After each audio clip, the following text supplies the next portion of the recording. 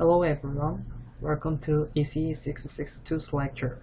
My name is Minung Kim and I'm a graduate student at Purdue University ECE department.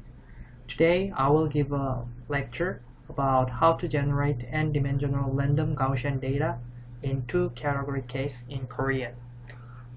I'll start to speak in Korean from next slide. 네, 앞에서 소개해드린 것 같이 오늘은 MATLAB을 이용하여 어떻게 n-dimensional Gaussian random 데이터를 만들어낼 수 있는지에 대해서 알아보도록 하겠습니다. 이 외에 다른 슬랙처 정보를 확인하실 원하시는 분들은 아래 링크된 사이트에서 확인해 보실 수가 있습니다. 네, 이 슬라이드에서는 어떻게 우리가 랜덤 가우시안 데이터를 생성하기 전에 우리에게 주어진 평균 벡터들과 그 다음 코베리언스 매트릭스를 어사인할 것인지에 대해서 설명하고 있습니다. 사실 오늘의 주제는 단순히 2D가 아닌 멀티 디멘전에 대해서 어떻게 가우시안 랜덤 데이터를 생성할 것인지에 대해서 알아보는 것인데요. 더 이해를 쉽게 하기 위해서 오늘 저는 2디멘셔널 케이스를 예를 들어 코드를 짜보았습니다. 사실상 디멘전이 늘어난다고 해도 코드에는 거의 아무 변화가 없고요. 단순히 우리가 주어진 이 민 벡터와 코베리언스의 벡터의 디멘전의 변화만 생길 것입니다.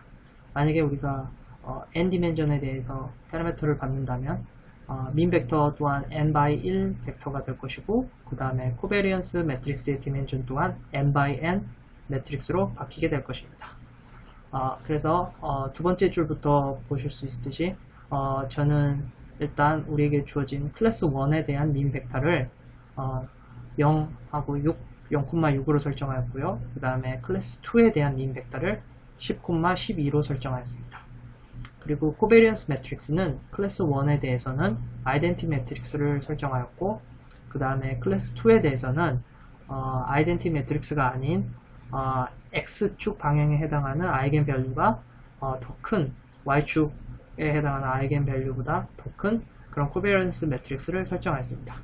그래서 우리가 나중에 데이터를 만들어낸 다음에 플롯을 함으로써 우리가 이 분포된 데이터의 분포도를 눈으로 직접 확인하여 이 아이겐밸류의 특성이 똑같이 나왔는지를 확인해 볼 수 있을 것입니다.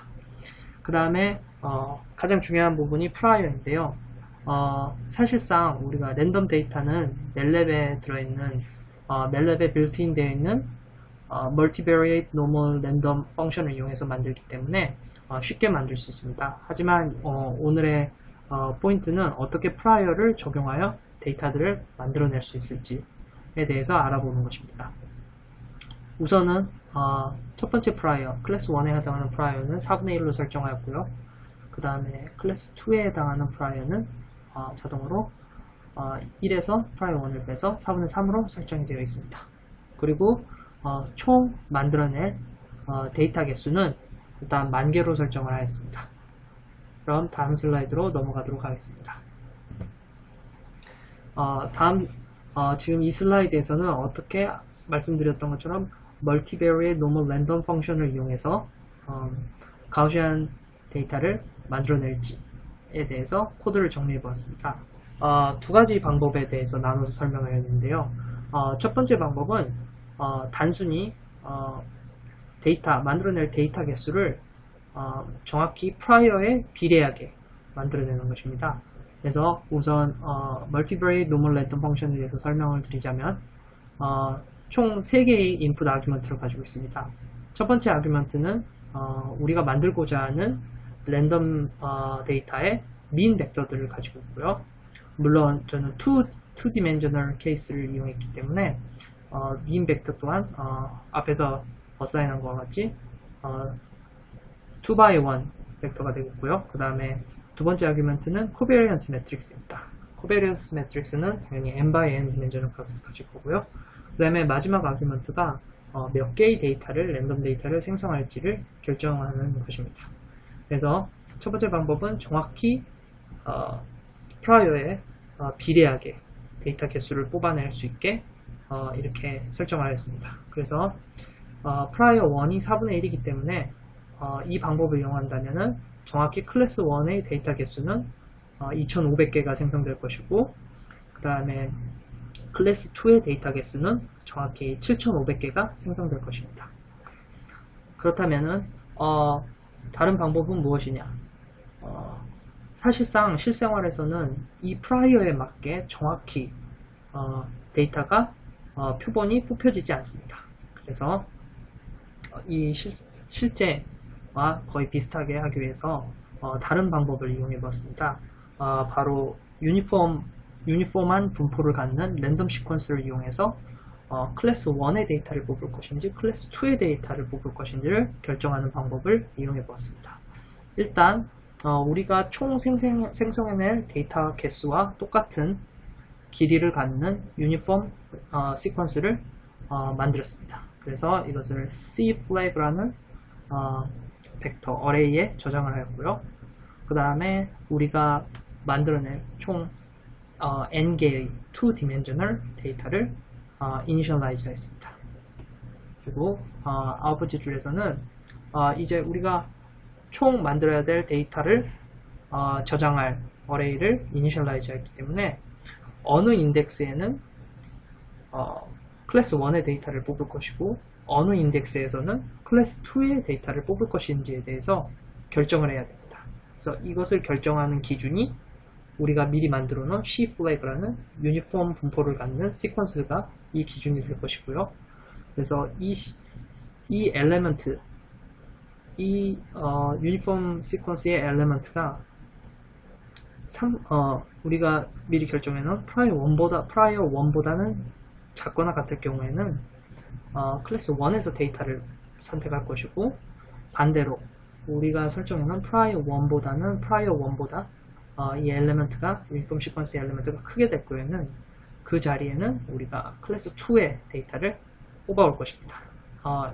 일단 이것이 가능한 이유는 여기서 전제가 무엇이냐면 각 이 엘레먼트, 유니폼 시퀀스의 각 엘레먼트들이 0부터 1까지의 숫자 중에 리얼 넘버를 임의로 유니폼하게 갖는다는 그런 것을 우리가 알고 있기 때문에 이러한 방법을 통해서 9번과 10번의 코드와 같은 방법을 통해서 우리가 프라이어를 조절해 줄 수 있습니다.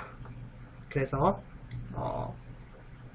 이제 우리가 결정한 인덱스에 대해서 클래스 1의 데이터와 클래스 2의 데이터를 생성해서 위에 첫 번째 방법에서 한 것과 같이 데이터를 생성해서 넣어주게 됩니다. 그러면은 이 데이터 어레이는 prior 1을 확률을 갖는 클래스 1의 데이터가 들어갈 것이고, 또 나머지 자리에는 prior 2의 확률을 갖는 클래스 2의 데이터가 들어갈 것입니다.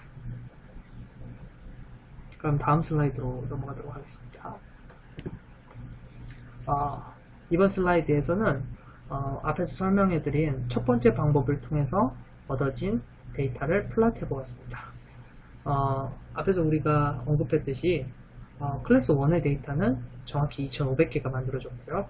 그 다음에 클래스 2의 데이터는 정확히 7500개가 만들어졌습니다. 그래서 이 파란색 표시로 표시된 데이터들이 클래스 1의 데이터들이고, 빨간색 표시로 되어 있는 데이터들이 클래스 2에 해당하는 데이터들입니다.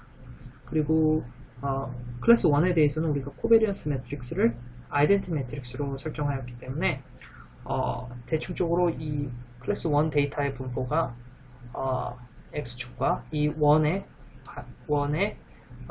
가로 방향과 세로 방향의 지름의 길이가 거의 비슷함을 확인할 수 있고요. 그 다음 이 민이 0과 6으로 설정을 했었는데 실질적으로 데이터들이 0과 6을 중심으로 원을 형성하며 모여있는 것을 확인할 수 있습니다. 그리고 클래스 2 또한 우리가 민 벡터를 10과 12로 설정하였는데 똑같이 이 점을 중심으로 데이터들이 분포됨을 알 수 있고요. 아까 전에 코베리언스 매트릭스의 아이겐밸류를 X축 방향에 해당하는 아이겐밸류를 5로 설정을 하고 Y축 방향에 해당하는 아이겐밸류를 1로 설정하였는데 정확히 이 지름을 길이를 비교해 본다면은 어느 정도 5대1 비율이, 아이겐밸류의 비율이 5대1 정도로 떨어지고 있음을 알 수 있습니다. 5에서 15까지 거의 10만큼의 지름이 형성되고 있고, 그 다음에 Y축 방향으로는 10부터 14까지 지름이 형성되고 있습니다. 그럼 다음 슬라이드로 넘어가겠습니다. 그래서 지금 슬라이드에서는 두 번째 방법을 이용해서 만들어진 데이터를 플롯해 보았습니다. 똑같이 파란색 플러스 표시로 표현된 데이터들이 클래스 1의 데이터고, 빨간색으로 표시된 데이터들이 클래스 2에 해당하는 데이터들인데요. 각각의 데이터를 추출함에 있어서 정확히 프라이어 곱하기 전체 데이터 개수를 하지 않았기 때문에 유니폼 시퀀스의 분포에 따라 데이터를 추출하였기 때문에 프라이어가 정확히 만들어진 데이터가 정확히 프라이어 1과 실제적으로 클래스 1의 데이터 개수가 정확히 일치하지 않음을 볼 수 있습니다. 그리고 또 클래스 2 또한 정확히 프라이어 2와 일치하지 않음을 볼 수 있습니다. 하지만 이 전체 데이터 개수는 우리가 설정한 것처럼 총 10,000개의 데이터가 형성되었고요. 민 벡터 또한 앞에서 첫 번째 방법을 이용한 것처럼 우리가 설정한 만큼의 민 벡터를 중심으로 데이터들이 분포되어 있음을 확인할 수 있습니다. 또한 첫 번째 클래스 데이터들은 가로축과 세로축의 길이가 거의 비슷함을 확인할 수 있고요. 그다음에 두 번째 클래스의 데이터들은 가로축과 세로축의 비율이 5대1 정도의 비율을 갖고 있음을 우리가 확인할 수 있습니다. 네, 그러면은 지금까지 어떻게 멜랩을 이용해서 n-dimensional 랜덤 가우시안 데이터를 형성할 수 있는지에 대해서 알아보았고요. 지금까지 제 렉처를 들어주신 여러분께 감사드립니다. 그리고 더 다른 슬랙처의 정보를 원하시는 분들은 아래에 링크된 주소에서 확인해 보실 수 있습니다. 그럼 이상으로 S렉처를 마치도록 하겠습니다.